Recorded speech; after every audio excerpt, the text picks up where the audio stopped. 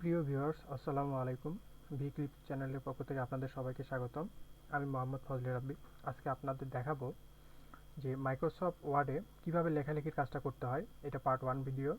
এই ভিডিওটা দেখবেন, যা মানে শর্টকাট কিছু জিনিস শিখাবো। এরপরে পরবর্তীতে আরও ভিডিও দিব ইনশাল্লাহ মাইক্রোসফট ওয়ার্ডের উপর, এক্সেল, এক্সেস, পাওয়ার পয়েন্ট যা আছে। তো আজকে ওয়ার্ডের উপর বেসিক কিছু শিখাবো, কিভাবে ফাইলটা নেবেন, ওপেন করবেন, লিখবেন, সেভ করবেন বা যাবতীয় কিছু টুকটাক কাজ শিখাবো। তো ইনশাল্লাহ চলুন আমরা শুরু করি। আর প্রথমত কথা হচ্ছে যে মাইক্রোসফট অফিস যাদের পিসিতে ইনস্টল করা আছে তারা এটা করতে পারবেন, যারাদের করা নাই কিভাবে ইনস্টল করবেন জানেন না, ডিস্ক কিনে রাখছেন। তো আমরা দেখাবো কিভাবে ইনস্টল করতে হয়, সেটা আমরা ডিসক্রিপশন বক্সে লিঙ্কটা দিয়ে রাখছি। ওই ভিডিওতে আপনারা দেখতে পাবেন কিভাবে মাইক্রোসফট অফিস ইনস্টল করবেন। So now start. এখন দেখব কিভাবে আমরা নিব মাইক্রোসফট অফিস মানে ওয়ার্ড ডকুমেন্টটা। তো নিউ থেকে যাব মাইক্রোসফট ওয়ার্ড। অনেকগুলো ডকুমেন্ট আছে, আপনার এগুলো দরকার নাই, আপনি আজকে শিখবেন মাইক্রোসফট ওয়ার্ড। সো নেবেন মাইক্রোসফট ওয়ার্ড। ডকুমেন্টটা ক্রিয়েট হয়ে যাওয়ার পরে আপনার এটা এইভাবে সেভ করতে পারেন, বা আপনি যে কাজের জন্য নেবেন বা আপনার যে দরকার সেই রকম একটা নাম দিতে পারেন। আমি একটা নাম দিয়ে রাখলাম ক্লিপস। ইন্টার প্রেস করবেন, হয়ে যাবে। এরপর এই ফাইলটাতে ডাবল ক্লিক করবেন, ওপেন হয়ে যাবে।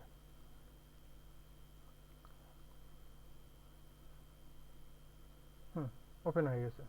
এরপর আপনার আর কাজ হচ্ছে আপনি লিখবেন, আপনি আপনার মনের মতন যা ইচ্ছা লিখবেন। প্রথমত শেখার জন্য আপনার যেটা ইচ্ছা আপনি সেটা লিখতে পারেন। তো আমি লিখবো আপনাদের শেখানোর জন্য, যেরকম লিখলাম ভি। এই যে ভিটা লিখলাম, এটা হলো বড় হাতের। কিভাবে বড় হাতের? আপনি শিফট চেপে ধরে তারপরে ভি ক্লিক করবেন, তাহলে বড় হাতের। স্পেস সি, এটাও বড় হাতে লিখলাম। আর এখন ছোট হাতে লিখবেন, তাহলে আর শিফট ধরে থাকার দরকার নাই, ঠিক আছে? তখন আপনারা শিফট ছাড়াই লিখবেন ক্লিপস। নিচে নেমে আসবেন, আপনি এই লাইন আর লিখতে চান না, তাহলে কি করবেন? অবশ্যই ইন্টার প্রেস করবেন। এবার লিখব হাই। আমি আবার নিচে নামতে চাই, আচ্ছা লিখলাম মাই। এরপরে একটু সরে যেতে চাই, তাহলে স্পেস নেম স্পেস। স্পেস বারটা হচ্ছে আপনার কিবোর্ডে যে লম্বা একটা বার আছে ওইটাই স্পেস বার।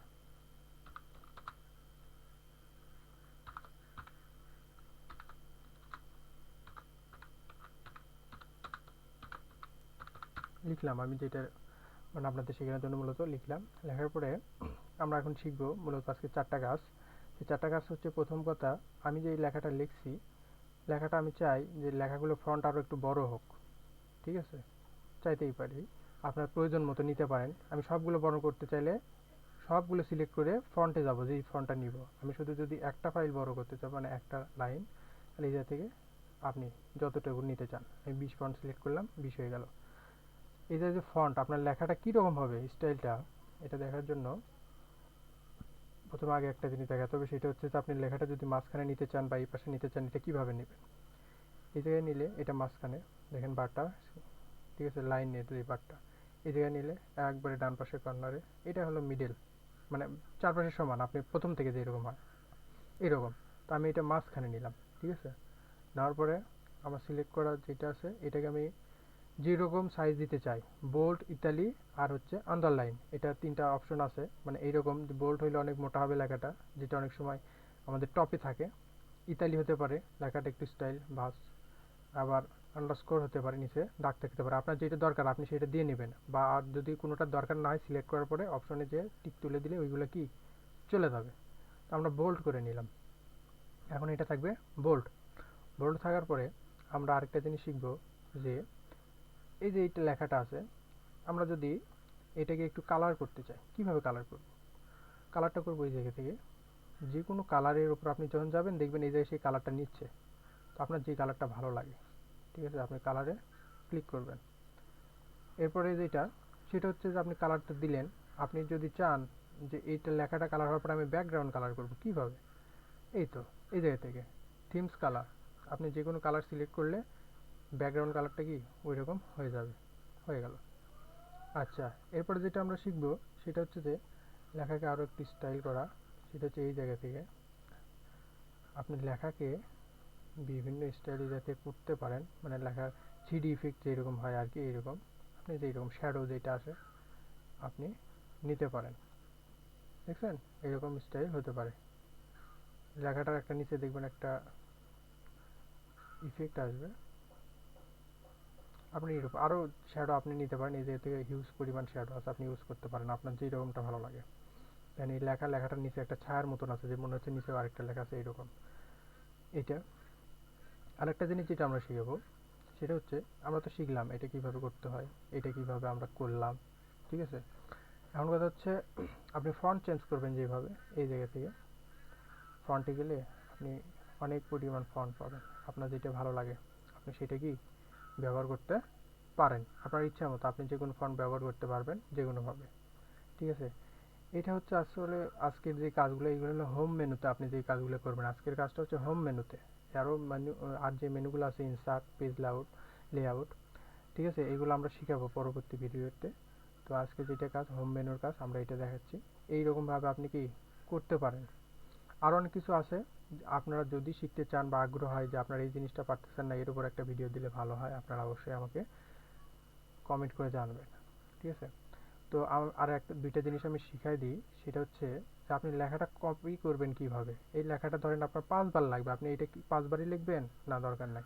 আপনি লেখাটা যতটুকু লাগবে ততটুকু সিলেক্ট করবেন, ঠিক আছে। মাউস পয়েন্টারটা চেপে ধরবেন, ধরে এদিকে টান দিবেন, সিলেক্ট হবে, ডিসিলেক্ট। আবার এদিক থেকে যদি সিলেক্টের দরকার, এই দিক থেকে সিলেক্ট করবেন। সিলেক্ট করার পরে সিলেক্ট হয়ে গেল, আমার দরকার এইটুকু। এরপরে মাউস থেকে কপি করবেন, এই তো কপি। কপি হইল, আপনার পেস্ট করার দরকার, ইন্টার প্রেস করেন, নিচে লাগবে, নিচে পেস্ট করেন, আপনি টেক্সটটা পেস্ট করবেন, পেস্ট। আর আপনি যদি কিবোর্ড থেকে করতে পারেন তাহলে আরও ভালো। এটা করবেন, সিলেক্ট করার পরে কন্ট্রোল সি, কপি হয়ে গেছে। নিচে আসেন, ইন্টার দেন, এবার প্রেস করবেন কন্ট্রোলটা চেপে ধরে থাকবেন থেকে ভি, দুইবারই। কপি করার টাইমে কন্ট্রোল চেপে ধরে থাকবেন, আবার পেস্ট করার টাইমে কন্ট্রোল চেপে ধরবেন। কপির জন্য কন্ট্রোল সি, পেস্ট করার জন্য কন্ট্রোল ভি। আর এটা যদি কাট করতে চান একবার, এই জায়গায় আর দরকার নাই, আবার সিলেক্ট করবেন করে কন্ট্রোল এক্স, তাহলে একবারে কাট। আপনি এখন পেস্ট করতে চান, কন্ট্রোল ভি। এই হলো আজকের কিছু কাজ, পরবর্তী ভিডিওতে ইনসার্ট মেনুর কাজগুলো দেখানো হবে ইনশাল্লাহ। তো আমরা আজকে আর জিনিস দেখবো এটা আমরা সেভ করবো কীভাবে। তাহলে ফাইল, ঠিক আছে, সেভ করার জন্য ফাইল থেকে সেভ হয়ে গেল, সেভ আপনার ডেস্কটপে সেভ হয়ে গেছে। এখন আপনি বের হয়ে আসতে পারেন, দেখেন আমাদের এই ফাইলটা, আমরা ডাবল ক্লিক করে ঢুকি, যা যা লিখছি সব আছে,